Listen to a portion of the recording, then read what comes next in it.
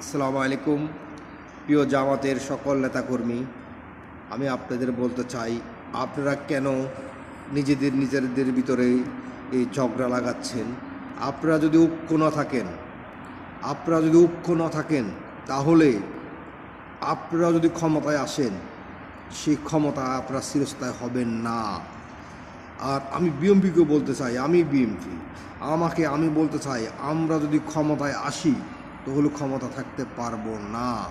কেননা জামাত, আওয়ামী লীগ আর অন্য সংগঠন সব এক হয়ে আমাদের ক্ষমতা থেকে নামাবে। আর যদি জামাত ক্ষমতায় এসে যায়, বিএনপি, আওয়ামী লীগ আমরা এক হয়ে জামাতকে ক্ষমতা থেকে নামাবো। এটা আমি বাস্তব কথা বলতেছি। আর আমরা যদি এক থাকি, আমরা জামাত বিএনপি যদি ভাই থাকি, আমরা যদি সকলের মনোবল যদি শক্তি নিয়ে থাকি, আমরা যদি রাজপথে যদি আগের মতো থাকি, আমাদের ভোট আমরা দেব, আমাদের রাজপথে আমরা মিছিল করব, মিটিং করব, যার অধিকার নিয়ে সে রাজপথে থাকবে, সমস্যা নাই। কিন্তু কারো বিতর্ক কেউ করব না। আমাদের জনগণে আমাদের একটা দিলে ভোট আমরা খুশি হব, দুইটা দিলে খুশি হব। সেই যদি সুস্থ নির্বাচন হয়। আপনাদের কোনো বাধা আছে, আপনাদের কোনো আপত্তি আছে? তো আপনাদের যদি আপত্তি না থাকে তাহলে আপনারা ভালো হয়ে যান।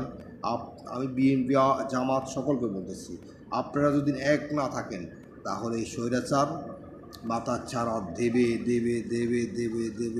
ইনশাল্লাহ। এটার কোনো বিকল্প নাই। কারণ বড় একটা শক্তি হয়ে যাবে।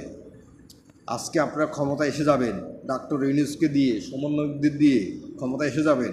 কিন্তু একটা কথা মনে রাখবেন, বিএনপি আজকে দিনের পর দিন নির্যাতিত হয়ে আসতেছে। আপনারা কিন্তু তাদের হেনস্থা করতেছেন, জামাতকে বলতেছি। কিন্তু তারা কি করবে? তাদের সাথে কিছু আওয়ামী লীগ অ্যাড হয়ে আপনাদের ক্ষমতা থাকতে দেবে না। এটা বাস্তব। আর যদি বিএনপি ক্ষমতায় আসে তাহলে কিন্তু বিএনপিকে জামাত, আওয়ামী লীগ মিলে ক্ষমতা থাকতে দেবে না, কখনো না।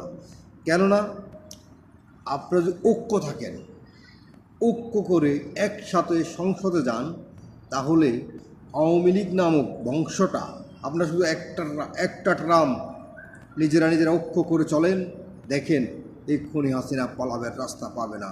আমি বিএনপি করি, আমি জামাতকে ছোট করে কিছু বলি নাই, বিএনপিকে ছোট করে কিছু বলি নাই।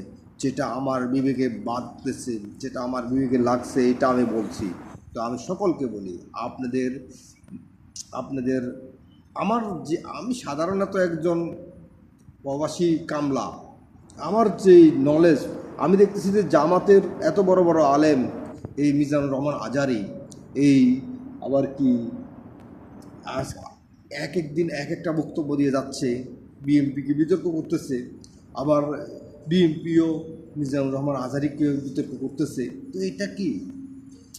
আমি বলতে চাই, আপনারা এক হয়ে যান আপনি শুধু ইসলাম ইসলাম ইসলাম ইসলাম, আমি ইসলাম নিয়ে সংগঠন করব, ইম্পসিবল, এটা হবে না। আপনাদের সকলের বাংলাদেশটা কি শুধু ইসলাম দিয়ে বাংলাদেশ জন্ম হয়েছে? এটা বহু সংস্কৃতির বাংলাদেশ। এখানে অনেক হাজার রূপ আছে, হিন্দু, খ্রিস্টান, বৌদ্ধ। এখানে সংস্কৃতির কোনো অভাব নাই, এখানে জাতির কোনো অভাব নাই। এখানে নিরপেক্ষভাবে চলতে হবে। আপনি শুধু এক ধর্মের দোহাই দিয়ে চলতে পারবেন না। এখানে হাজার মানুষ আছে, হাজার রঙের কালার আছে। আপনি এক কালার দিয়ে এক স্থান যে কখনো উঠতে পারবেন না। কালার চেঞ্জ করতে হবে। এটা একটা দিক নির্দেশনার টাইম আছে। আপনারা টাইমে এগুলো করলে কখনো হবে না, পসিবল হবে না। আপনারা হেরে যাবেন জাতির কাছে, হেরে যাবেন।